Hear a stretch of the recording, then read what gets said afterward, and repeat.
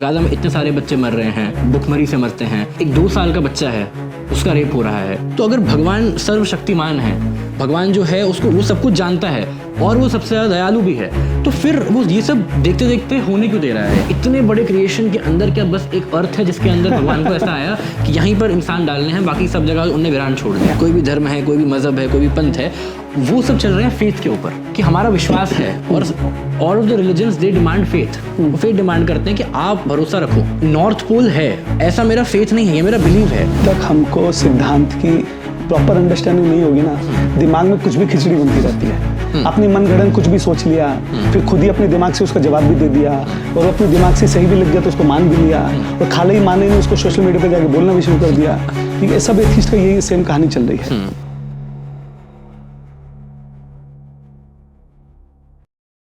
Hare Krishna, so welcome to the matchless gift podcast. But आज जो है ये पॉडकास्ट नहीं है, आजकल का जो ट्रेंडिंग टॉपिक है जो चल रहा है, जावेद अख्तर साहब और साथ में एक इस्लामिक स्कॉलर साथ में थे, उनका अभी रिसेंट में जो है एक डिबेट हुआ डज गॉड एग्जिस्ट के ऊपर। ललन टॉप चैनल के ऊपर बहुत वायरल हो रहा है, उसमें बहुत सारे पर्सपेक्टिव्स आ रहे हैं, बहुत सारे क्वेश्चंस आ रहे हैं।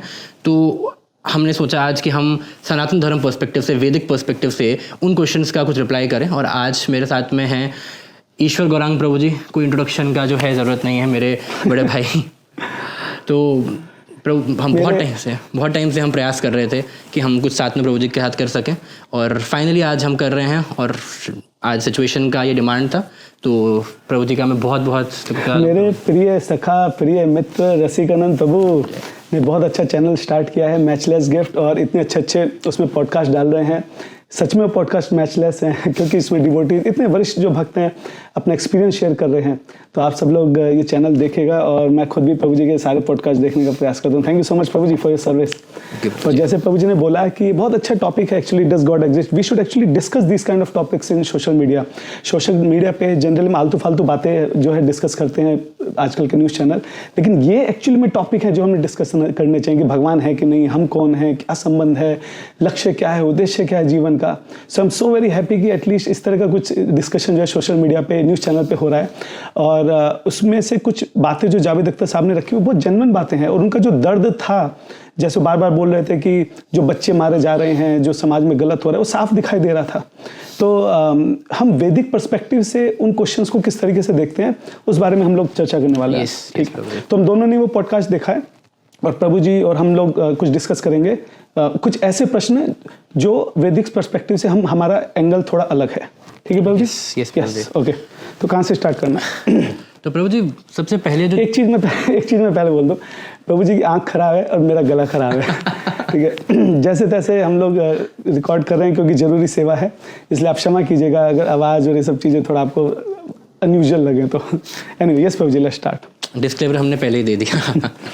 तो प्रभु जी सबसे पहला जो जावेद साहब ने पॉइंट जो एक रेज करा कि अगर जो भगवान है वो ऑल मर्सीफुल है, ऑल पावरफुल है और ऑल नोइंग है, तो फिर इतने सारे जो उन्होंने बताया गाज़ा में इतने सारे बच्चे मर रहे हैं, इतने सारे जो है भुखमरी से मरते हैं, अगर एक 2 साल का बच्चा है उसका रेप हो रहा है, 2 साल की बच्ची का रेप हो रहा है, तो अगर भगवान सर्वशक्तिमान है, भगवान जो है उसको वो सब कुछ जानता है और वो सबसे ज़्यादा दयालु भी है, तो फिर वो ये सब देखते देखते होने क्यों दे रहा है? तो या तो इसमें ये है कि भगवान ये तीनों, और ये जो तीनों टर्मिनोलॉजीज है ये भगवान के ऊपर इनमें से कोई 2 लागू हो सकती हैं। या तो वो सब कुछ जानता है लेकिन वो इतना कैपेबल नहीं है कि वो उसको ठीक कर सके, या वो ऑल पावरफुल है लेकिन वो जानता नहीं है, और या तो वो जानता भी है, पावरफुल भी है, लेकिन वो दयालु नहीं है, उससे कोई फर्क नहीं पड़ता। तो इसको कैसे प्रभु जी हम वैदिक पर्सपेक्टिव से हम देख सकते हैं? इसमें एक एंगल और भी आता है कि भगवान इज ऑल्सो ऑल जस्ट, मतलब वो हमेशा न्याय करते हैं।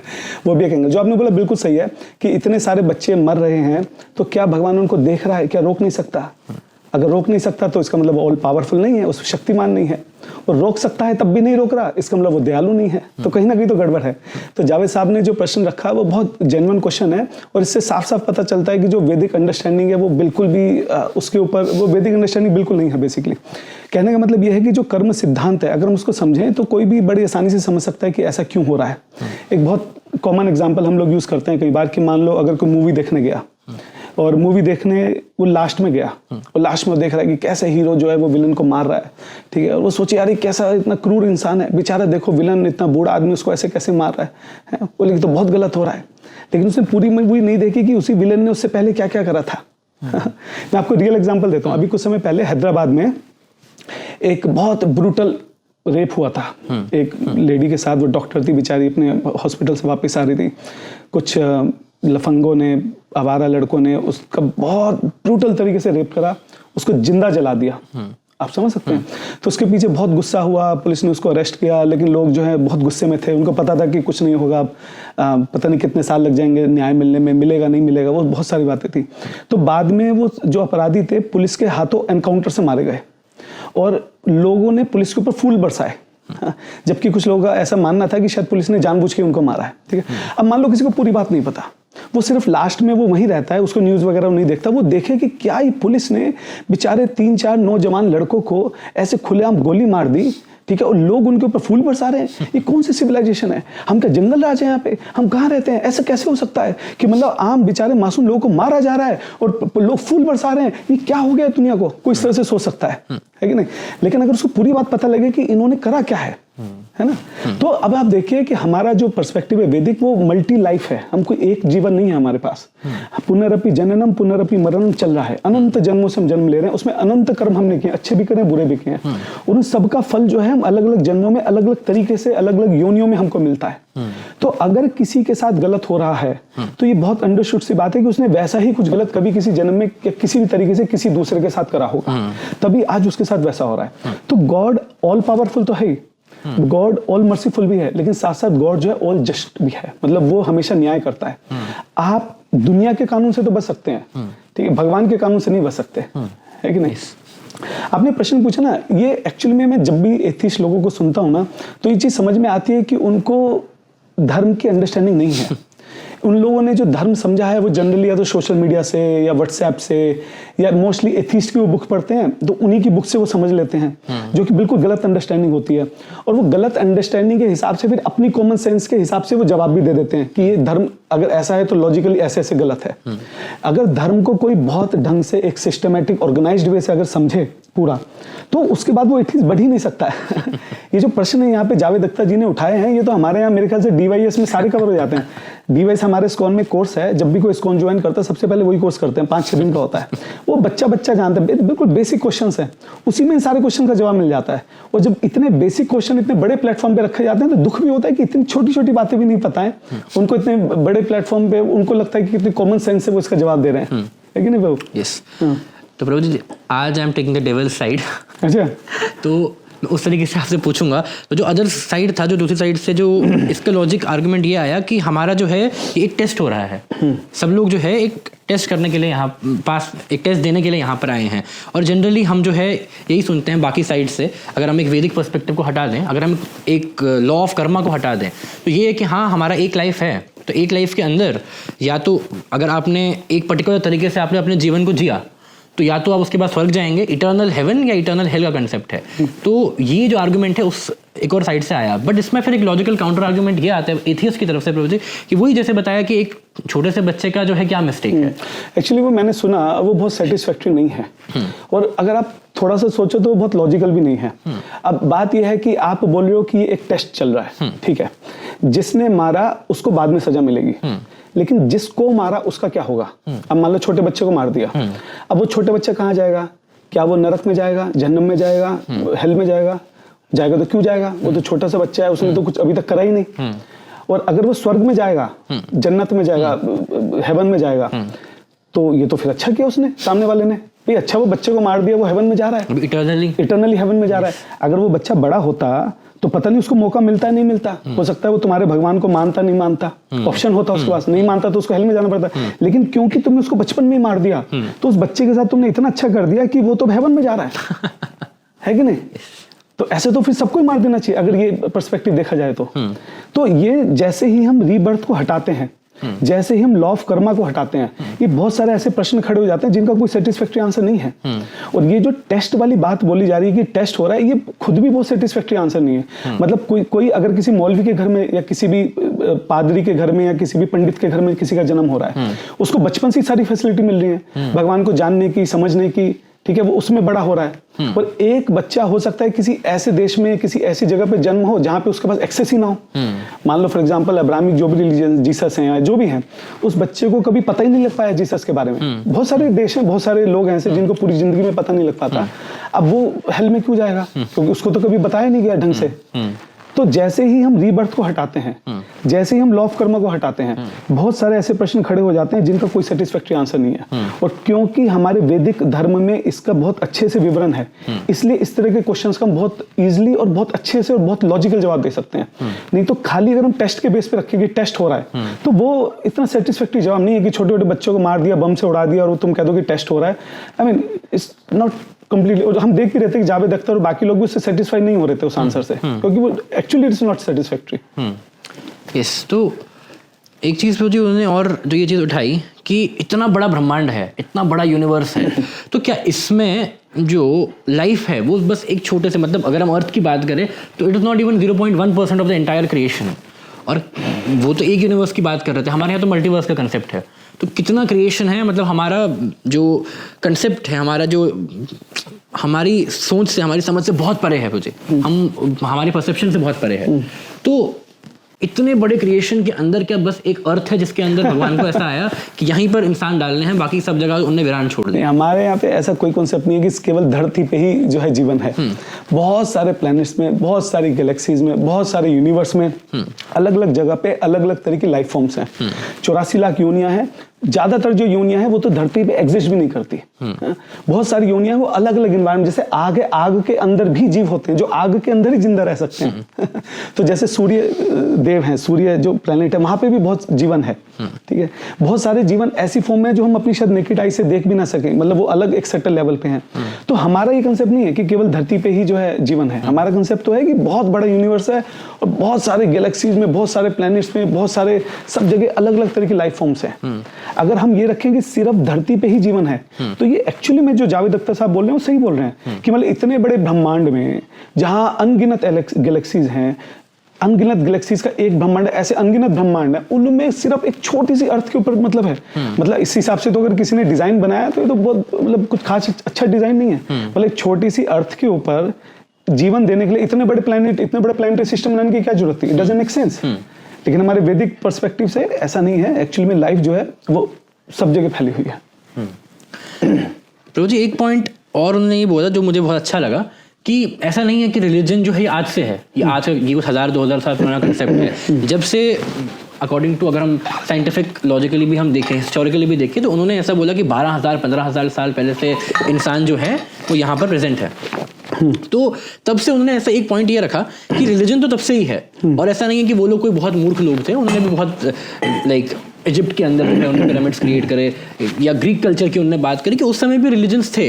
वहाँ पर जो है ममीज का कल्चर था या फेरोज का कल्चर था, वहाँ पर जो है उन्होंने जियोस की बात करी या जुपिटर की बात उन्होंने करी। तो वो रिलीजन भी उस समय थे, लेकिन आज के टाइम पर वो है नहीं। आज के टाइम पे हम उनको कहीं प्रैक्टिस होते हुए देखते नहीं हैं। अब इस्लाम है या क्रिश्चियनिटी है या हमारा सनातन धर्म है, या तो उनका कहना ये था कि वो रिलीजन भी उस टाइम रिलेवेंट थे, बट वो आज के टाइम पे नहीं रहे। तो क्या आज से 100 साल, 200 साल, 1000 साल या 1 लाख साल के बाद ये रिलीजन भी है, सस्टेन रहेंगे या नहीं रहेंगे? तो हम किस चीज पे बिलीव कर रहे हैं? सही बात है। देखा जाए तो जावेद साहब का क्वेश्चन बिल्कुल सही है, लेकिन आप ये देखो, जब हम भगवान की बात करते हैं ना, हमके पता होना चाहिए कि भगवान का मतलब क्या है। हम जब कह रहे हैं डज गॉड एग्जिस्ट, सबसे पहले तो यही डिफाइन करो कि गॉड का मतलब क्या है। ठीक है, हम ये नहीं, हम अपनी मर्जी से सब अपनी अपनी डेफिनेशन गॉड की नहीं दे सकते।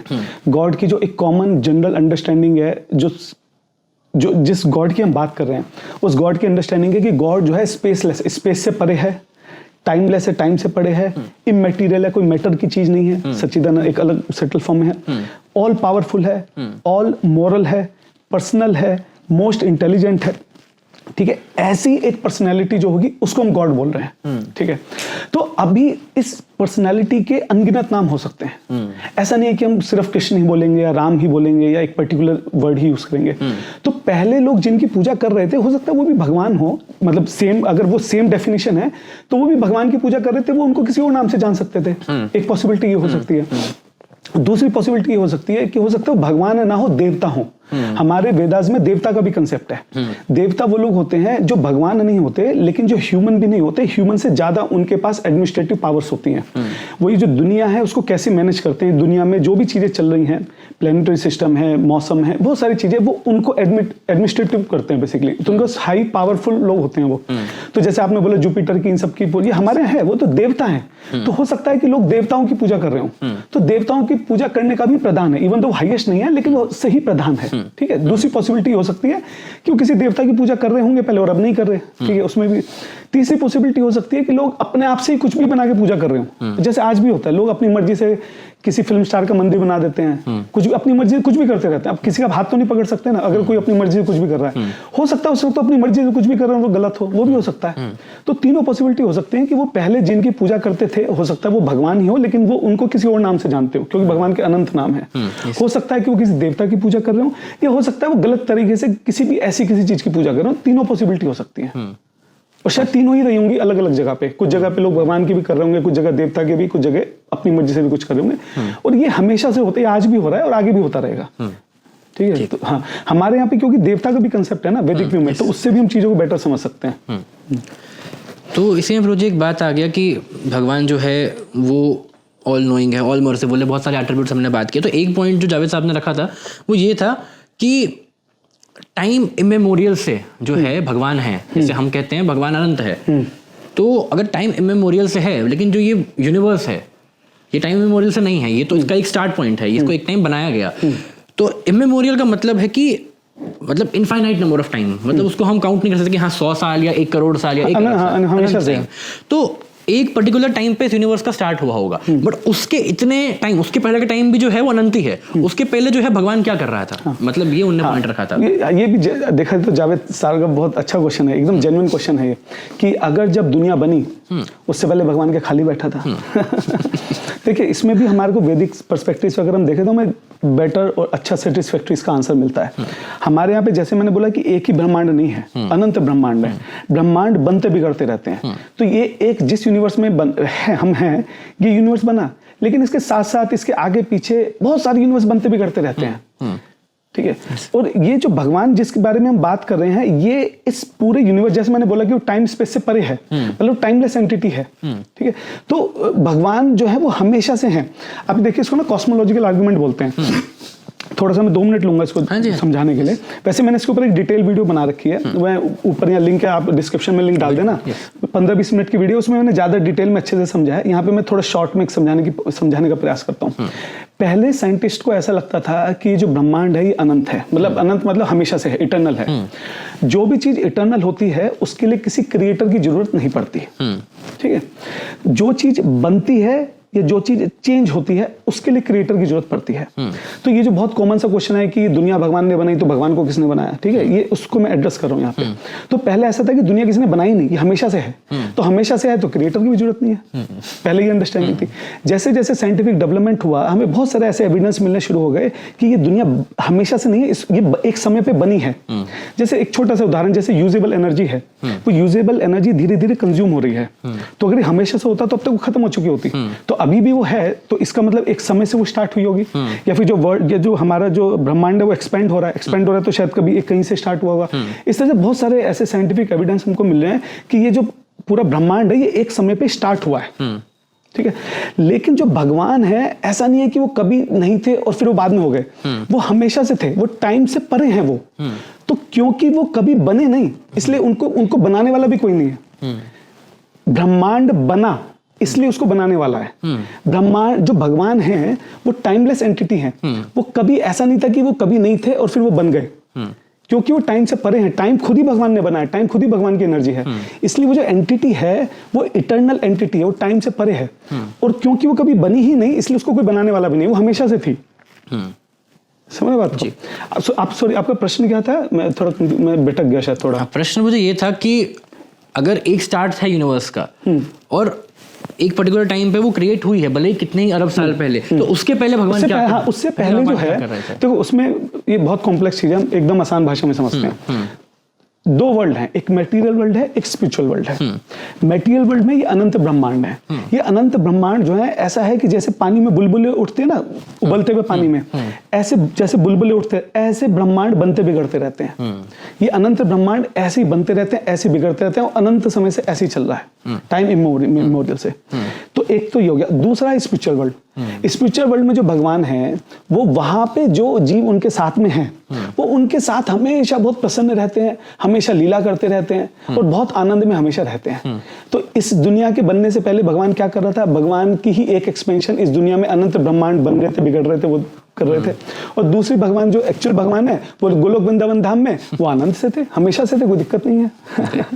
तो हमारे ऐसा नहीं है कंसेप्ट की पहले कुछ नहीं था और फिर दुनिया बनी उसके बाद सब कुछ। दुनिया बनने से पहले भी बहुत दुनिया बन चुकी है और आगे भी बनती रहेंगी। तो एक और चीज़ मुझे उसमें उन्होंने आर्गुमेंट दिया था जो कि मेरे को बहुत अच्छा भी लगा। उन्होंने ये बात बताई कि जितने भी रिलीजन्स हैं, जितने भी कोई भी धर्म है, कोई भी मजहब है, कोई भी पंथ है, वो सब चल रहे हैं फेथ के ऊपर, कि हमारा विश्वास है। और all of the religions they demand faith. वो फेथ डिमांड करते हैं कि आप भरोसा रखो। तो उन्होंने एक एग्जाम्पल भी दिया कि नॉर्थ पोल है, ऐसा मेरा फेथ नहीं है, ये मेरा बिलीव है। मैं कभी गया नहीं हूँ, लेकिन वहां पे कुछ लोग गए हैं, और एक दुनिया जो है गोल है, उसके ऊपर का एक पॉइंट, उसको नॉर्थ पोल कहते हैं। तो उन्होंने एक एग्जाम्पल दिया कि फेथ और बिलीफ में क्या अंतर है। मैंने सुना था वो, बेसिकली उनका पॉइंट ये था, उनको ऐसा लगता है कि जो मजहब है ना, उनके पास कोई लॉजिकल रीजन नहीं है, कोई गवाह नहीं है, उनको कुछ नहीं पता, बस आउट ऑफ नोवेयर उनका एक फेथ है और उसको वो मानते हैं। ऐसा जावेद अख्तर साहब ने इस तरह की बात बोली। एक्चुअली में ऐसा नहीं है। एक्चुअली में उन्होंने बोला सारे मजहब जो है फेथ के ऊपर खड़े हैं। तो सारे मजहब को तो मैं नहीं बोल सकता, हमारा तो नहीं खड़ा है, ठीक है। हमारा जो मजहब है, हम उसको बोल सकते हैं वेरीफाइड ट्रस्ट के ऊपर खड़ा है। फेथ नहीं है, वेरीफाइड ट्रस्ट है। इसलिए मुझे, मैं आपको एक मिनट रुकूंगा, सॉरी टू इंटरप्ट, कि उसमें उन्होंने ये पॉइंट और एक ऐड किया कि जो रिलीजन है वो क्वेश्चन करने की आदत नहीं देता आपको। आप प्रश्न नहीं कर सकते। हमारे सारे शास्त्र प्रश्न उत्तर से भरे पड़े हैं। भगवत गीता जो है वो प्रश्न ही तो है कि अर्जुन प्रश्न कर रहे हैं और भगवान उत्तर दे रहे हैं। भागवतम क्या है? पूरे उसमें प्रश्न उत्तर ही तो है, कोई प्रश्न कर रहा है, कोई उत्तर दे रहा है। हमारे यहाँ तो जितने कोर्सेज होते हैं उसमें हमारी तो प्रॉब्लम है कि लोग क्वेश्चन नहीं पूछ रहे। हमारी तो सबसे बड़ी प्रॉब्लम यह है कि लोग क्वेश्चन क्यों नहीं पूछ रहे। अथा तो ब्रह्म जिज्ञासा, पहला वर्ष है वेदांत सूत्र का कि भैया तुम मनुष्य हो, जिज्ञासा करो, प्रश्न पूछो। मतलब हमारे जो शास्त्र हैं वो तो चिल्ला कर कह रहे हैं कि भैया बुद्धि का इस्तेमाल करो, प्रश्न पूछो। पहला वर्ष वेदांत सूत्र का है कि अथा तो ब्रह्म जिज्ञासा। अथा तो अब जब तुमको ये दुर्लभ मानव जीवन मिल गया है तो जानवरों की तरह मत जियो। क्या बोलते हैं इसको, आहार निद्रा भय मैथुन, कि बस खा लिया, सो गए, सेक्स कर लिया, और इन सब चीजों में ये तो हो ही रहा है। प्रश्न पूछो, बुद्धि का इस्तेमाल करो कि मैं कौन हूँ, कहाँ से आया हूँ, क्यों है, भगवान कौन है। तो प्रश्न ना पूछना। हमारे यहाँ पे तो ऐसा नहीं भाई, हमारी तो प्रॉब्लम है कि लोग प्रश्न क्यों नहीं पूछ रहे हैं। लोगों को प्रश्न पूछने चाहिए।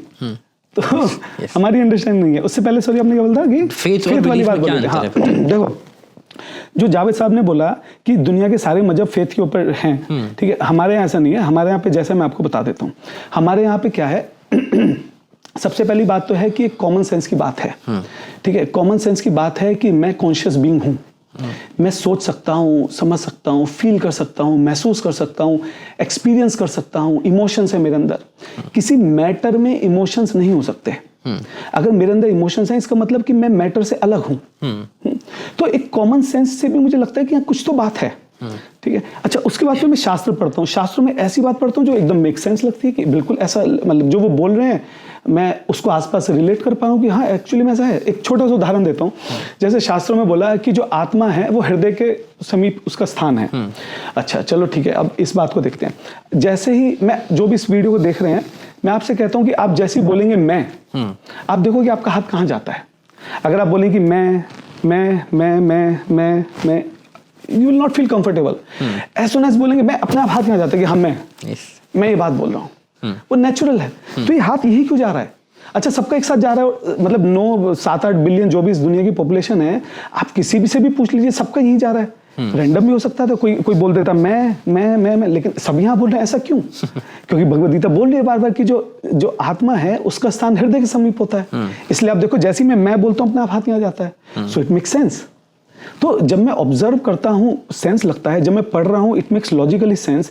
अच्छा, जो लोग इसको प्रैक्टिस कर रहे हैं वो भी बताते हैं कि जैसा लिखा है वैसा हो रहा है। हमारे पे ऐसा नहीं है कि भाई अभी तुम ब्लाइंड फेथ के साथ सब कुछ मानते जाओ और एक दिन मर जाओगे और मरने के बाद जस्टिस होगा और उस वक्त जो है तुम्हें पता चलेगा कि तुम्हें स्वर्ग में जाना है कि नरक में, या उस वक्त तुम्हें पता लगेगा। हमारे ऐसा नहीं है।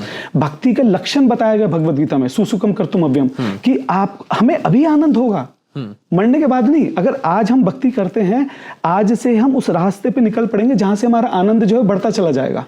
तो मरने के बाद क्या होगा वो अलग बात है। मरते से पहले जीवन में हम लोग आनंद में रहना चाहते हैं, ये हमारा कंसेप्ट है। हमारा कंसेप्ट खाली मरने के बाद का नहीं है, हम तो जीते जी भी आनंद में रहना चाहते हैं। अच्छा, हमारे शास्त्रों में पूरा उसका रास्ता दिखाया है कि जैसे अगर हम भक्ति के पथ पर आगे बढ़ते हैं, सबसे पहले श्रद्धा होगी, फिर साधु संग होगा, फिर भजन क्रिया होगी, फिर अनर्थ निवृत्ति होगी, फिर क्या है निष्ठा होगी, फिर रुचि होगी, आसक्ति, रुचि, भाव, मतलब ये अलग अलग पड़ाव हैं। जैसे मान लो यहाँ से अगर मैं बेंगलोर जाऊं गाड़ी लेके, ठीक है, तो रास्ते में जो है हैदराबाद पढ़ना चाहिए, अलग अलग जगह पढ़नी। तो अगर मुझे वो दिख रहे हैं स्टेशन, मुझे लगेगा कि मैं सही डायरेक्शन में जा रहा हूँ, है, इससे पता चल जाएगा, इससे श्योरिटी होगी कि हाँ मेरी डायरेक्शन सही है। इसी तरह जब हम भक्ति में आगे बढ़ते हैं, ये पड़ाव बता रखे हैं कि you will have this experiences. जब आपको वो एक्सपीरियंस होंगे, आपको पता चलेगा कि आप सही रास्ते पे जा रहे हो। तो जो भक्ति बहुत समय से कर रहे हैं, 10 साल से, 20 साल से, 30 साल से, वो बता रहे हैं कि हाँ हम वी आर एक्सपीरियंसिंग दोस्त, जो बताया गया था वैसे ही है।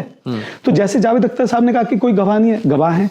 उन्होंने बोला कि कोई लॉजिकल सेंस नहीं, बिल्कुल लॉजिकल सेंस है। उन्होंने बोला कि कोई वो नहीं है, क्या बोला है, और क्वेश्चन नहीं कर सकते, क्वेश्चन कर सकते हैं। तो ऐसा नहीं है जैसे वो सोच रहे हैं, सारी चीजें बहुत लॉजिकली डिफाइंड है और बहुत मेक सेंस है। प्रश्न, अच्छा मैं एक बात बताओ, एक सिंपल सा क्वेश्चन पूछता हूँ। जैसे ग्रेविटी है, हम सब लोग ग्रेविटी को मानते हैं, ग्रेविटी 9.8 मीटर पर सेकंड स्क्वायर, हमने सबने पढ़ा है। हम में से कितने लोग जो है स्पेस में जाके ग्रेविटी अपने आप से चेक की है? किसी ने भी नहीं करा, किताबों में पढ़ा है। क्यों विश्वास है? क्योंकि उस जो किताब में पढ़ रहे हैं वो होते हुए दिख रहा है। उस थ्योरी के ऊपर जो एप्लीकेशंस बनी हैं वो एप्लीकेशंस काम कर रही हैं। तो इसका मतलब जो लिखा है इट मेक्स सेंस। और हम आंखों से भी देख रहे हैं कि हाँ कोई भी चीज नीचे गिर रही है, किताब में भी लिखा है, उसके ऊपर बेस्ड एप्लीकेशन भी काम कर रही है। बिल्कुल ठीक इसी तरीके से भक्ति की साधना का जो प्रोसेस किताबों में भी लिखा है, अगर हम वो जो लोग उसको प्रैक्टिस कर रहे हैं वो उनको एक्सपीरियंस हो रहा है वो, तो किताबों के ऊपर लिखे के ऊपर जो एप्लीकेशन है वो काम कर रही हैं। ये रीजन है कि हम उसके ऊपर हम फेथ करना चाहिए। तो ऐसा नहीं कि ब्लाइंड फेथ है कि कुछ भी नहीं पता, बस माने जा रहे हैं कि भाई मरने के बाद कुछ होगा और अभी ब्लाइंड, ऐसा नहीं है। तो इसलिए मैं बोल रहा हूँ कि हमारा जो वैदिक पर्सपेक्टिव है वो ब्लाइंड फेथ का नहीं है। हमारा जो वैदिक पर्सपेक्टिव है वो वेरीफाइड ट्रस्ट का है। हमने वेरीफाई किया है लॉजिकली, सेंसिबली, प्रत्यक्ष रूप से, शब्द प्रमाण से, अनुभव से, ठीक है। उस जो हमने वेरीफाइड किया है एक्सपीरियंस से, गवाह से, उस वेरीफाइड के ऊपर हम लोग ट्रस्ट कर रहे हैं। तो ब्लाइंड फेथ का हमारा कोई कंसेप्ट नहीं है।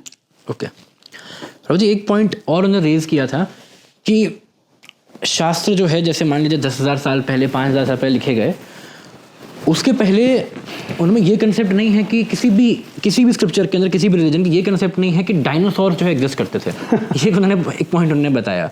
तो उस पर एक काउंटर आर्गुमेंट ये भी आया था कि हाँ लाइक मैथमेटिक्स की किताब के अंदर डायनासोर नहीं है, तो इसे शास्त्र का भी वो पर्पस नहीं है। तो आप थोड़ा सा उस पर लाइट डालना चाहेंगे? थोड़ा सा नहीं, वो पॉइंट उन्होंने सही बोला, वो मैथमेटिक्स वाला जो बात थी वो सही बात है। देखो जो शास्त्र लिखे जाते हैं उसका एक पर्पस है। शास्त्र क्यों लिखे जा रहे हैं? वो कि हिस्टोरिकल बुक्स नहीं है। वो उसमें शास्त्रों में ये नहीं बताया कि जब से दुनिया बनी तब से अब तक क्या हुआ, ये पर्पस नहीं शास्त्रों का। शास्त्रों का पर्पस ये है हमको ये समझाना कि हमारे जीवन का लक्ष्य क्या है, उद्देश्य क्या है, भगवान है कि नहीं है, तो कौन है, कहाँ है, कैसे हैं, हमारा उनसे क्या संबंध है, हम उन तक कैसे पहुंच सकते हैं, ये बातें शास्त्रों में बताई गई हैं।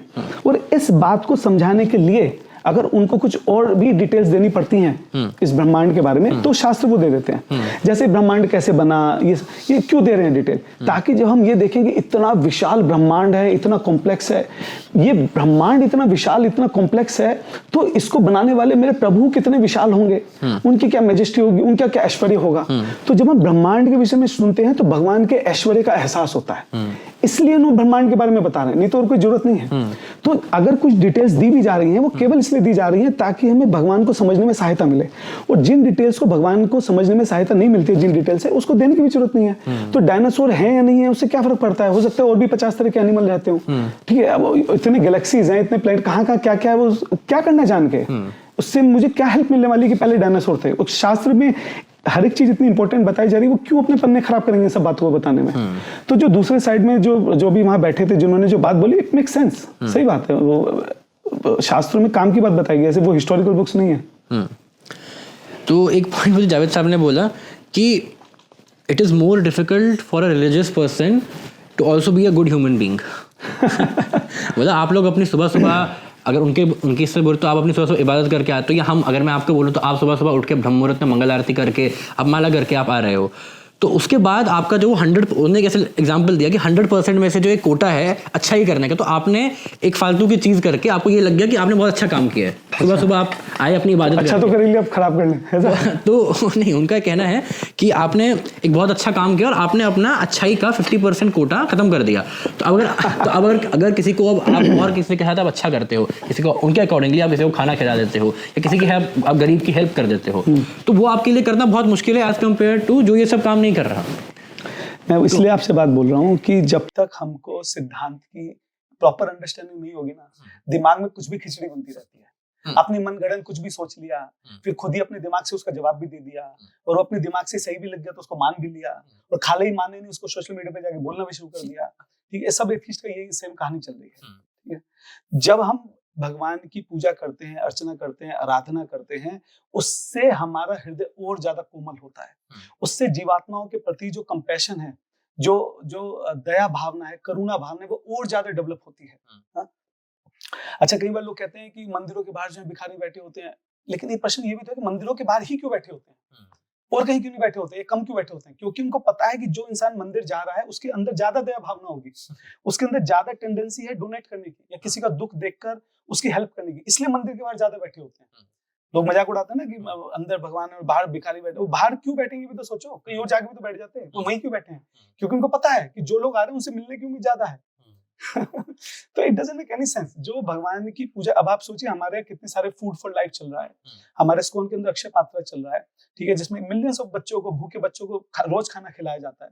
अभी कोविड हुआ था, हमारे द्वारका मंदिर ने कितनी 8 करोड़ प्लेट जो है प्रसाद की बांटी है, और जान पे खेल के बेचारे भक्त जो प्रसाद बना रहे हैं, डोनेशन कहीं से इकट्ठा कर रहे हैं, वो बांट रहे हैं, कितना मेहनत उसमें जा रहा है, अपनी जान की बाजी लगा के। क्यों अगर कर रहे हैं तो? और खाली इस्कॉन की बात नहीं कर रहा, जितनी भी धार्मिक संस्थाएं हैं, आप देखिए वो उन्होंने गुरुकुल खोले होंगे, गईयों की सेवा कर रहे हैं, गरीबों की, भूखों की, सबसे ज्यादा दान का कार्य, सबसे ज्यादा सेवा का कार्य धार्मिक संस्थाएं ही करती हैं, चाहे कोई भी हो। तो भगवान की पूजा करने से प्रेम, करुणा, दया बढ़ती है, कम नहीं होती है। तो एक और मुझे उन्होंने ये लॉजिक बोला कि जैसे कि पहले के लोग थे, तो उन्होंने कभी बिजली चमकती हुई देख ली तो उसकी इबादत करना शुरू कर दिया। तो आप लोगों ने स्टार्ट किया है गॉड का कंसेप्ट, तो उनसे उन्होंने पूछा कि, उन्होंने बोला हमारा एथियस्ट का रिस्पांसिबिलिटी नहीं है कि हम प्रूव करें, हमारे ऊपर कोई रिस्पांसिबिलिटी नहीं है, तो आप लोगों ने स्टार्ट करा है। नहीं, ये बात जावेद अख्तर साहब बिल्कुल सही बोल रहे हैं कि जो क्लेम करता है उसी की रिस्पांसिबिलिटी है कि वो प्रूव करे कि वो ऐसा है। तो अगर हम लोग क्लेम कर रहे हैं कि भगवान है, तो हमारी रिस्पांसिबिलिटी है भाई, हमें प्रूव करना पड़ेगा भगवान का है। ठीक है, इसलिए ज्यादातर लोग एथिस्ट होने से बचते हैं, क्योंकि जैसे भी बोलते हैं एथिस्ट, मतलब वो क्लेम कर रहे हैं कि भगवान नहीं है। अगर क्लेम करेंगे तो उन्हें प्रूव करना पड़ेगा, है कि नहीं? तो एग्नोस्टिक जनरली वो अपनी पोजीशन रखते हैं कि भाई हमें नहीं पता है कि नहीं है। ज्यादातर आप देखो एथिस्ट जनरली वो लोग अपने आप को बोलते हैं जो थोड़े इग्नोरेंट हैं, थोड़े बच्चे हैं, या इतने मैच्योर नहीं है, या उनको ज्यादा पता नहीं है, इसलिए जोश में बोल देते हैं कि मैं एथिस्ट हूँ। जनरली जो भी स्कॉलर्स होते हैं, कोई भी अपनी पोजीशन एथिस्ट की नहीं रखता है, क्योंकि रख ही नहीं सकते। जैसे ही बोलेंगे मैं एथिस्ट हूँ, उनको प्रूव करना पड़ेगा कि भगवान नहीं है, और वो बर्डन ऑफ प्रूफ जो उनके कंधे पे आ जाएगा, और वो संभव नहीं है, इसलिए कोई चक्कर में पड़ता है नहीं। लोग अपनी पोजीशन एग्नोस्टिक रखते हैं, भाई हमें नहीं पता है कि नहीं है, तुम्हें पता है तो तुम प्रूफ कर दो, बाकी हमें तो जब तक पता नहीं हम माने भी क्यों। मतलब वो अपनी पोजीशन उस तरीके से रखते हैं। लेकिन मेरा पॉइंट ये है कि आप इतनी आसानी से भाग नहीं सकते हो, ये जो बर्डन ऑफ प्रूफ है आप इससे भाग नहीं सकते हो। ठीक है, अगर आपकी पोजीशन एथिस्टिक नहीं भी है तो भी आपको अपना वर्ल्ड व्यू बताना पड़ेगा क्या है, और हम अपना वर्ल्ड व्यू बताएंगे, और हम ये देखेंगे किसके वर्ल्ड व्यू की ज्यादा प्रोबेबिलिटी है सही होने की। ठीक है, एक एग्जांपल लेता हूं मैं, जैसे कि अभी दुनिया कैसे बनी। ठीक है, साइंस का कहना है कि जो क्रिएशन है वो नथिंगनेस से हुआ, हमारा कहना है कि जो क्रिएशन है वो क्रिएटर से हुआ। ठीक है, अब जो लोग कह रहे हैं कि नहीं हम भगवान को नहीं मानते, तो भगवान को नहीं मानोगे तो नथिंगनेस को मानना पड़ेगा, किसी न किसी चीज को तो मानना ही पड़ेगा। आपको एक वर्ल्ड व्यू तो रखना पड़ेगा ना कि दुनिया कैसे आई। ठीक है, अच्छा अब आप दोनों में से देखो कि किसकी प्रोबेबिलिटी ज्यादा है, किसकी प्रोबेबिलिटी ज्यादा है? अगर मैं मान लो जंगल में गया और वहां पे मुझे एक बहुत बढ़िया लग्जरी गाड़ी दिखाई दी, ठीक है, चमचमाती हुई लग्जरी गाड़ी है, उसमें सीट्स हैं, एसी है, उसमें जो है ये क्या बोलते हैं म्यूजिक सिस्टम है बढ़िया, उसमें टायर वायर सब एकदम बढ़िया लगे हुए हैं, एकदम सब कुछ सही, ठीक है। मुझे लगा कि यार ये ऐसी बन गई होगी अपने आप, यहाँ पे जो मिट्टी पत्थर हैं, पानी है, हवा है, ये सब कुछ ऐसा हुआ होगा कि मिल गए और समय के साथ साथ मतलब कुछ हजारों लाखों सालों में धीरे धीरे वो इस तरह से जुड़ गए कि वो एक बहुत सुंदर बढ़िया गाड़ी बन गई, ठीक है। तो ये हो गया एथिस्टिक पर्सपेक्टिव। एक दूसरा पर्सपेक्टिव ये हो गया कि यार ये अपने आप से नहीं बन सकती, जरूर किसी ने इसको बनाया है, कोई इसको छोड़ के गए यहाँ पे, क्योंकि इतनी जबरदस्त डिजाइन जो है वो अपने आप नहीं बन सकता। तो दो पॉसिबिलिटी है, तो अगर आप ये नहीं मान रहे तो आपको वो मानना पड़ेगा। तो अगर चलो आप ठीक है मान रहे हो, तो आप ये देखो किसकी प्रोबेबिलिटी ज्यादा है, कौन सी चीज ज्यादा सेंसिबल लग रही है। अगर कोई डिजाइन चीज किसी ने बनाई ये ज्यादा सेंसिबल है कि वो डिजाइन चीज अपने आप बन गई ये ज्यादा सेंसिबल है। तो इस पर्सपेक्टिव से तो अगर हम देखें जो एथिस्टिक है फिलॉसफी, उसके लिए ज्यादा फेथ चाहिए।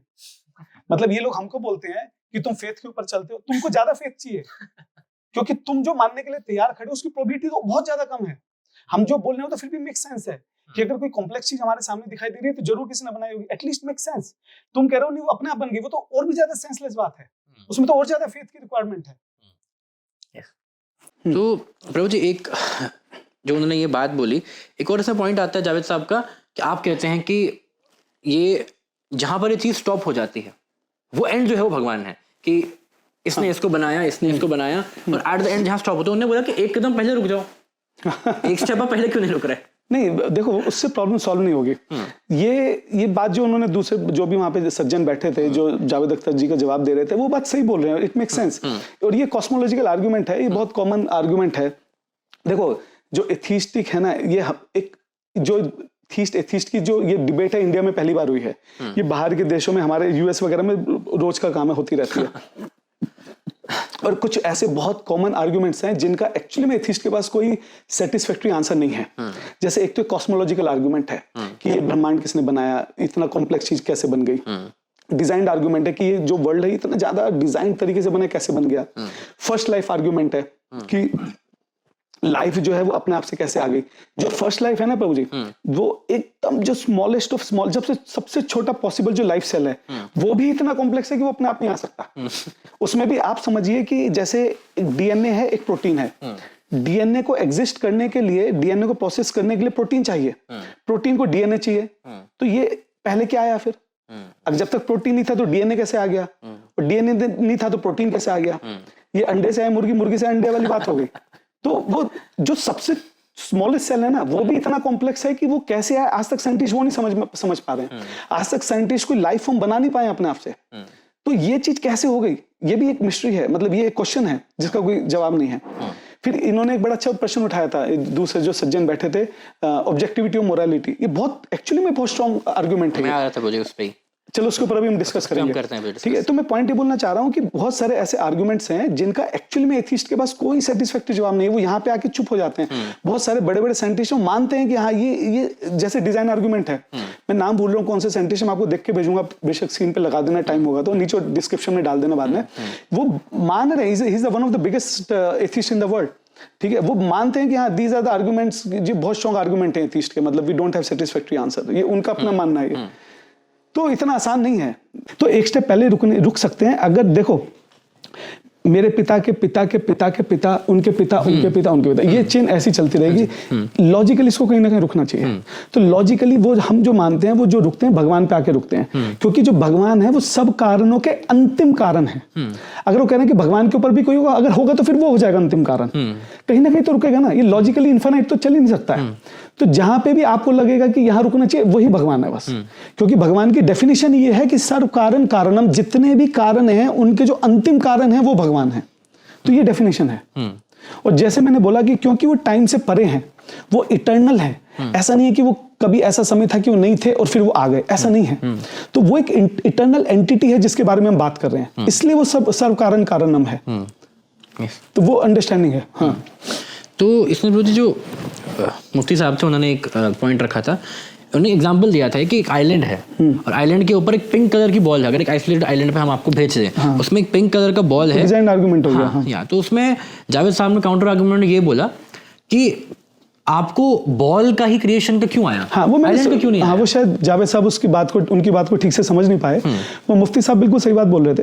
एक्चुअली बात ये है कि आइलैंड को ले लो, किसी को भी ले लो, बात वहां पे किसी भी डिजाइंड चीज की है। जो भी चीज डिजाइंड है वो अपने आप से नहीं होती है। पॉइंट ये है यहाँ पे। अगर वो आइलैंड भी है, चलो आइलैंड ले लो, आइलैंड भी कैसे अपने आप से आ गया, आइलैंड अपने आप से कैसे आया, उसी को समझाने के लिए वो बॉल का एग्जांपल ले रहे हैं ताकि वो एक उदाहरण से समझा सकें। बात वो भी वही कहना चाह रहे हैं कि आइलैंड भी अपने आप से नहीं आ जाएगा। कोई प्लैनेट, ये गैलेक्सीज इतनी ज्यादा परफेक्टली कॉम्प्लेक्स डिजाइन है ना ये, कि जैसे मैंने अभी गाड़ी का एग्जांपल दिया, वो तो बहुत छोटा सा बच्चों वाला एग्जांपल है। ये बहुत कॉम्प्लेक्स है और बहुत ज्यादा परफेक्टली डिजाइंड है, ये अपने आप से आ ही नहीं सकता।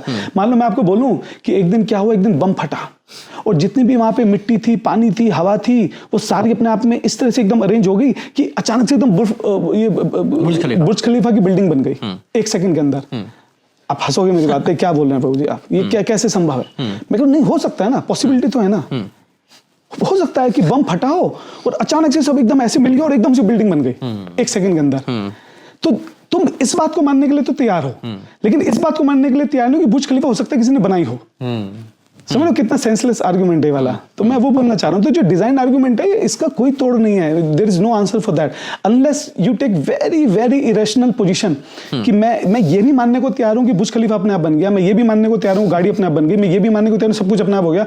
तुम अगर इतना कुछ मानने को तैयार हो तो फिर ये भी तो मान सकते हो कि शायद भगवान ने बनाते हो। मतलब जिस चीज की इतनी कम प्रोबेबिलिटी है तुम वो मानने के लिए तैयार हो, जिस चीज की प्रोबेबिलिटी दिख रही है विच मेक सेंस तुम वो मानने के लिए तैयार नहीं हो, फिर क्या कर सकते हैं? फिर वही जो आपने बोला कि एथिज्म पे बिलीव करने के लिए ज़्यादा फेथ चाहिए उसके लिए फिर तुमको।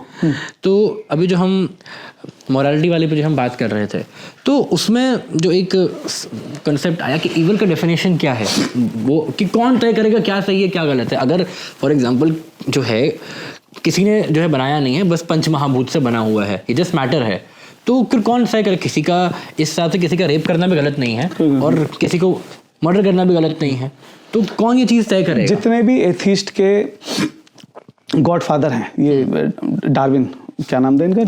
चार्ल्स डार्विन नहीं, चार्ल्स डार्विन, हॉकिन, नहीं सॉरी, ये जो बायोलॉजिस्ट है ना, साइंटिस्ट, ज़्यादातर सब इसी को फॉलो करते हैं, डार्विन जो भी है, आप समझ गए होंगे, वो एक्सेप्ट कर रहे हैं इस बात को। वो तो मानते हैं इस बात को कि हाँ मोरलिटी का कोई बेस नहीं है।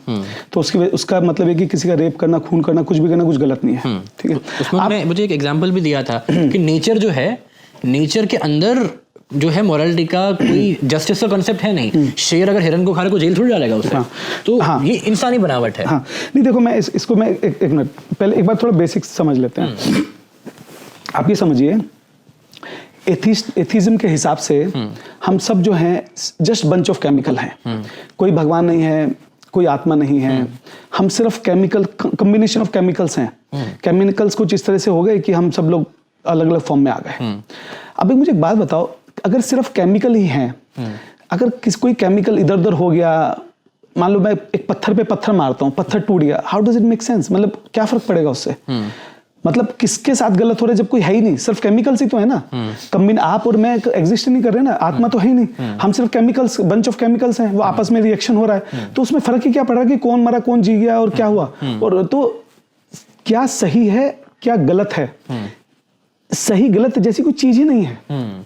आप पहले इसको समझो, किसी चीज का सही होना, किसी चीज का गलत होना, उसके लिए पहले हम डिफाइन तो करेंगे सही गलत। सही गलत जैसा कंसेप्ट ही नहीं है, क्योंकि सब कुछ सिर्फ केमिकल है। जब सब केमिकल ही हैं, तो कौन जिया, किसी को मार दिया, किसी को तोड़ दिया, किसी को जला दिया, क्या फर्क पड़ता है? सब मैटर ही तो है। पूरे नेचर चल रहा है, रोज में जंगलों में आग लगती है, पेड़ टूटते हैं, नदियां बहती हैं, तुम भी जल गए, फक गए, क्या फर्क पड़ रहा है? You are just matter. जैसे जलवायु आकाश से ही तो बने हो ना तुम भी। तो इतना दुनिया में नेचर में इतना सब होता रहता है, तुम्हारे साथ भी हो गया। उसमें सही गलत वाली क्या बात होगी? और अगर आप बोल रहे हो कि सही है गलत है, तो फिर जैसे वो बताना पड़ेगा कैसे है। वहां पे जो मुफ्ती साहब तो बिल्कुल सही बोल रहे हैं कि आपको बताना पड़ेगा कि सही गलत की डेफिनेशन कैसे डिसाइड होगी, कौन डिसाइड करेगा। अगर मैं बोल रहा हूँ कि ये वाली लाइन सीधी नहीं है, ये वाली लाइन सीधी नहीं है, तो इसका मतलब मेरे दिमाग में कोई सीधी लाइन है कि ये लाइन सीधी है, इससे कंपेयर करके कह रहा हूं मैं सीधी नहीं है।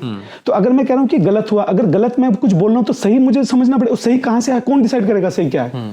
आप अगर आप करोगे तो सब अपना अपना कर सकते हैं। और मुफ्ती साहब ने बिल्कुल सही बोला कि अगर ग्रुप ऑफ पीपल करेंगे तो ग्रुप ऑफ पीपल तो कुछ भी डिसाइड कर सकते हैं। तो ये डिसाइड कैसे होगा? ये हो ही नहीं सकता, ये पॉसिबल ही नहीं है। और जो ऑब्जेक्टिविटी और मोरालिटी है, बहुत ज्यादा स्ट्रॉन्ग आर्गुमेंट है थीज्म की साइड का। इसका कोई आंसर नहीं है थीज्म के पास कि सही गलत का कंसेप्ट ही नहीं है। और आप जरा सोच के देखिए कि कितना भयानक स्थिति है।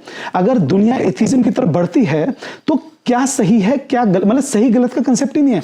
उसका मतलब तो फिर किसी को चाहे रेप करो, चाहे खून करो, चाहे लूटो, चाहे मारो, चाहे कुछ भी करो, as long as you can save yourself from the police, from the authority, you are fine. जब तक आप पुलिस से बच सकते हो और अपना एंजॉयमेंट करते रहो, क्योंकि सही गलत का कुछ कंसेप्ट ही नहीं है। कोई पकड़ने वाला नहीं है, कोई देखने वाला नहीं है। और बाद में की जिंदगी में, बाद की लाइफ में भी आप लोग को विश्वास नहीं कर रहे हो, तो मुझे आप जस्ट सोच के बताइए कि हम इस दुनिया को किस डायरेक्शन में लेके जा रहे हैं। अगर हम एथिस्टिक वर्ल्ड व्यू को मान के चल रहे हैं तो उसके हिसाब से आप कुछ भी करो, कुछ भी गलत नहीं है। समझ लो कितनी भयानक स्थिति है। मतलब ये इनको पता नहीं कि इनडायरेक्टली दुनिया को किस डायरेक्शन में लेके जा रहे हैं। यस, जो आपने मुझे एक बात बोली ना, साथ में इसमें एक पॉइंट याद आ जाता है प्रभु जी कि जब मैं जावेद साहब को भी सुन रहा था, और ये पहली बार नहीं है कि उन्हें सुना है, कई बार उनके ऐसे आर्गुमेंट्स और भी लोगों के साथ रह चुके हैं, तो ये थोड़ा अंडरस्टैंडिंग ये आती है कि जितने भी, सिर्फ वो नहीं, जितने भी एथियस्ट हैं, इन्होंने कभी एक्चुअली रिलीजन को ठीक से पढ़ा ही नहीं पढ़ा। ये प्रॉब्लम यही है। मतलब इन्होंने वो जो कोट भी कर रहे थे, वो कोई रॉबर्ट कुछ करके उनको कोट कर रहे थे, वो कोई अपने ही एथियस्ट की किताबें पढ़ के उन्हीं की लॉजिक को लेके जो है वो प्रेजेंट करते हैं। तो ये चीज़, ये मैंने भी देखा है प्रभु, यूट्यूब पे और भी कई सारे एथिस्टिक जो चैनल आजकल इंडिया में भी नए नए बन रहे हैं, तो जब वो बोलते हैं ना, साफ पता चलता है कि उन्होंने अध्यात्म को भी एथिज्म की बुक से ही समझा है।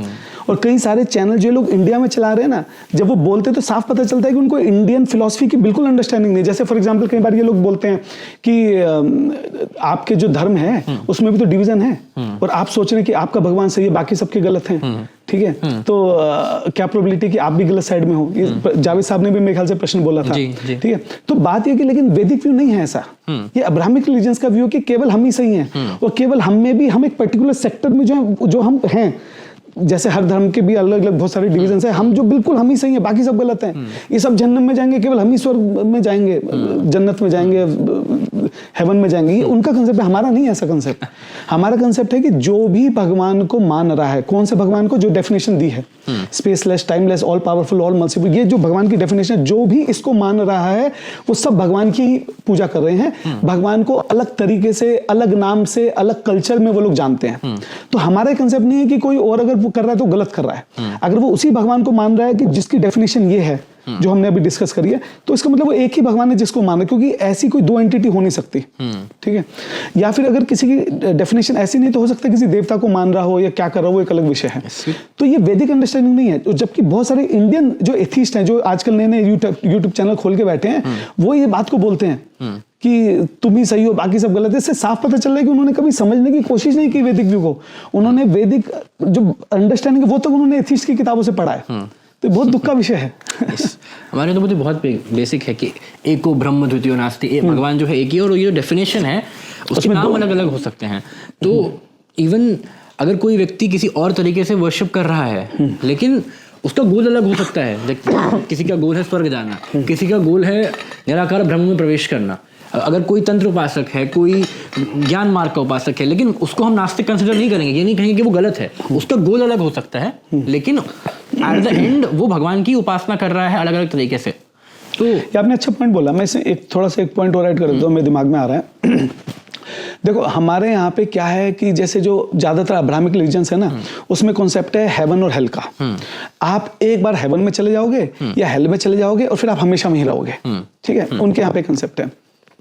हालांकि इसमें बड़ी मुझे प्रॉब्लम लगती है, क्योंकि जो भगवान ऑल मर्सीफुल है, वो ऐसे कैसे किसी को हमेशा हमेशा के लिए हेल में जाने देने के लिए तैयार है? मतलब उसको कभी मौका नहीं मिलेगा, उससे गलती हो भी गई तो ये ऑल मर्सीफुल के खिलाफ है बात, अगर थोड़ा सा देखी जाए। बट एनीवे, हमारे यहाँ पे कंसेप्ट ये है कि जो हेवन और हेल है, ये भी टेम्परेरी है। ये इस मेटीरियल वर्ल्ड का ही एक हिस्सा है।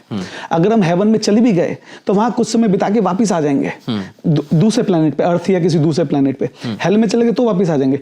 अल्टीमेटली तो सब भगवान के पास ही जाएंगे, और भगवान से प्रेम में उनका संबंध रहेगा, और वहां हमेशा उनके साथ रहेंगे। हमारा कंसेप्ट ये है। तो अब जो लोग जिस भी भगवान की पूजा करते हैं, मुझे तो पता नहीं, ना मैंने पढ़े हैं, बाकी ना मुझे टाइम है पढ़ने का, लेकिन जो भगवान की डेफिनेशन है, अगर वो उसी की पूजा करें तो मोस्ट लाइकली वो भगवान की कर रहे हैं। ठीक है, और वो जो भी डेस्टिनेशन उसमें जाएंगे। बट आपने बिल्कुल सही कहा कि हमारे यहाँ पे जो हेवन और हेल है वो टेम्परेरी हैं, वो इटर्नल नहीं है।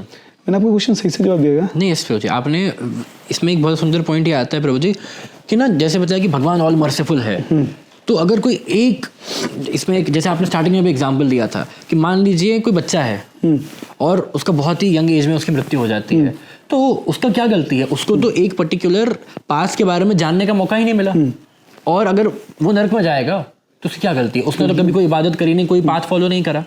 अब इसमें एक और चीज आ जाती है कि मान लीजिए कोई व्यक्ति किसी सुनसान एक आइलैंड पे पैदा हुआ है, एक वहां ट्राइब रहती है, तो उससे तो कभी एक पर्टिकुलर पाथ के बारे में कोई आया नहीं बताने के लिए, तो वो उसकी क्या गलती है कि वो नर्क क्यों जाएगा? और नर्क भी चलो अगर चला गया तो इटर्नल है, मतलब जो उसने कभी गलती करी नहीं उसके हमेशा हमेशा के लिए उसको नरक में भेज देंगे। How does it make sense? यही कभी कभार सोच के लगता है प्रभु जी। और इस चीज का फिर जो एथियस्ट है वो बहुत ना इसका काउंटर आर्गुमेंट। एक्चुअली मैं आपको बोल रहा हूँ, जैसे ही हम वैदिक व्यू हटाते हैं, जैसे ही हम पुनर्जन्म का कंसेप्ट हटाते हैं, जैसे ही हम कर्म सिद्धांत को हटाते हैं, बहुत सारे ऐसे प्रश्न खड़े हो जाएंगे जिनका कोई सेटिस्फैक्टरी आंसर नहीं है। और यही कारण है कि जो वेस्टर्न वर्ल्ड है उसमें एथिज्म बढ़ रहा है, क्योंकि पुनर्जन्म ना होने के कारण बहुत सारे ऐसे प्रश्न उनका कोई नहीं है उनका जवाब, और जब जवाब नहीं है तो वो एथिज्म को बढ़ावा देते हैं उस चीज को। लेकिन अगर हम वैदिक पर्सपेक्टिव से देखते हैं, we can easily answer all these questions. मतलब ये बहुत इजीली एक लॉजिकल सेंस में इन सब चीजों को हम समझ सकते हैं कि कैसे काम कर रही है। तो प्रभु जी इतना बात हुआ, हमने इतना सारा डिस्कशन किया, वैदिक व्यू ये बार बार आया, तो आप एक बार ये बता दीजिए कि वैदिक व्यू से डज गॉड एग्जिस्ट, भगवान कैसे एग्जिस्ट करते हैं, वैदिक पर्सपेक्टिव क्या है इस पे, मतलब हम अपनी तरफ से कैसे बता सकते हैं? देखो भगवान की ना बहुत कॉम्प्लेक्स अंडरस्टैंडिंग भी हो सकती है और बहुत इजी अंडरस्टैंडिंग भी हो सकती है।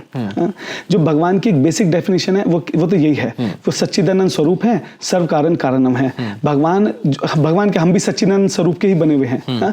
तो एक बहुत आसान भाषा में समझते हैं कि भगवान हमारे पिता हैं, हम उनके अंश हैं, हम उनके पुत्र और पुत्रियों के रूप में हैं। वो हमसे बहुत प्रेम करते हैं और हम भी उनसे बहुत प्रेम करते हैं। और इस वक्त temporary for whatever reason हम इस मटेरियल वर्ल्ड में हैं, और हम बार बार जो जन्म ले रहे हैं, धीरे धीरे हमको एक्सपीरियंस हो रहा है इस मटेरियल वर्ल्ड का। और ये मटेरियल वर्ल्ड इस तरीके से डिजाइन किया गया है, जैसे जावेद साहब बार बार बोल रहे हैं कि इतने दुख क्यों है, इतनी तकलीफ क्यों है, परेशानी क्यों, वो डिजाइन इस तरीके से किया गया। भगवान बोल रहे हैं भगवद गीता में दुखालयम शाश्वतम, कि दुखों का घर है। ये इस तरह से डिजाइन किया गया कि धीरे धीरे बार बार हम जन्म लेते रहें, इसको एक्सपीरियंस करते रहें और धीरे धीरे से फ्रस्ट्रेट हो जाएं कि यहाँ पे वो सुख, वो आनंद नहीं है जिसको मैं ढूंढ रहा हूँ, और वो आनंद केवल और केवल भगवान के साथ प्रेममय संबंध में है। तो उसको जब हम समझेंगे और फिर हम भगवान से प्रेम करने का प्रयास करेंगे, साधना करेंगे, अल्टीमेटली एक दिन ऐसा आएगा कि हम वापस भगवान के पास लौट जाएंगे। तो जो भगवान है, आसान भाषा में समझें तो वो हमारे पिता हैं जो हमसे बहुत प्रेम करते हैं। वो हमेशा से चाहते हैं कि हम उनके पास आ जाएं, उनके पास लौट आएं, और इसके लिए वो भरसक प्रयास करते रहते हैं। बार बार वो स्वयं धरती पर आते हैं अलग अलग रूपों में, बार बार वो अपने जो है किसी अनुयायी को धरती पर भेजते हैं, बार बार वो ग्रंथों की जो है स्थापना करते हैं, धर्म की स्थापना करते हैं। वो लगातार कोशिश करते रहते हैं कि किसी तरीके से जितने भी जीव हैं, जितने भी उनके संतान हैं, वो किसी तरह से सब उनके पास लौट आए। बहुत ही सुंदर आपने बताया और बहुत अच्छा डिस्कशन हुआ प्रभु जी आज। ये बहुत सारी इसमें चीज़ें निकल के आई, तो हमने अपना इसमें पर्सपेक्टिव रखे बहुत सारे पॉइंट्स के ऊपर कि भगवान अगर सर्वशक्तिमान है, भगवान ऑल नोइंग है, ऑल मर्सीफुल है, तो उसका हमने जो भी जावेद साहब के जो पॉइंट्स थे, तो उन सब का हमने मुझे एक प्रयास किया अपनी तरफ से कि मैं आपसे पूछूं और आप उनका उत्तर दें। तो बहुत ही अच्छा लगा मुझे डिस्कशन में आज आपके साथ में, और आपने अपना समय दिया प्रभु जी आज। Thank you so much for giving your valuable time today. Thank you so much Prabhu, this is my one of my favourite topic, और आप आए इतनी दूर से और हम मिले, आपसे आपको मिलके मुझे इतना आनंद आ जाता है। इतनी यंग एज में प्रभु जी इतना प्रचार कर रहे हैं, इतनी सारी रिस्पॉन्सिबिलिटी, सेवा जो है रसिकानंद प्रभु जी ने ले रखी हैं। आप एक बार मैं फिर से आपसे रिक्वेस्ट करूँगा, आप इनका चैनल देखिए मैचलेस गिफ्ट, जिसमें प्रभु जी बहुत अच्छे पॉडकास्ट जो हैं वो अपलोड कर रहे हैं, और आने वाले समय में प्रभु जी बहुत सेवा करने वाले हैं शिला प्रभुपाद जी की, और इस शिला प्रभुपाद जी के इस ग्लोरियस मिशन इस्कॉन की। Thank you so much Prabhu ji for your wonderful सेवा। कि प्रभु जी का विनम्रता, ह्यूमिलिटी है, ये भक्तों में क्वालिटी होता है कि सामने वाले में अगर इतना सा भी कुछ गुण है तो उसको बहुत ज़्यादा बड़ा चढ़ाकर ग्लोरीफाई करते हैं। तो ऐसा कुछ भी नहीं है कि प्रभु जी के अंदर विनम्रता है। उल्टा कर रहा हूँ, बड़े को छोटा बता रहा हूँ। Thank you so much. और अगर आपके कुछ प्रश्न है ना इससे संबंधित, तो आप प्लीज़ कमेंट कीजिएगा। अगर कुछ अच्छे प्रश्न आएंगे तो हम लोग कोशिश करेंगे फॉलोअप कुछ रिकॉर्ड करके उसमें कुछ देखते हैं, उसमें कुछ वैल्यू ऐड कर सकते हैं। तो थैंक यू सो मच। हरे कृष्णा, हरि बोल। शिला प्रभुपाद जी की जय। अनंत कोटि ब्रह्मांड नायक भगवान श्री कृष्ण की जय। हरे कृष्णा।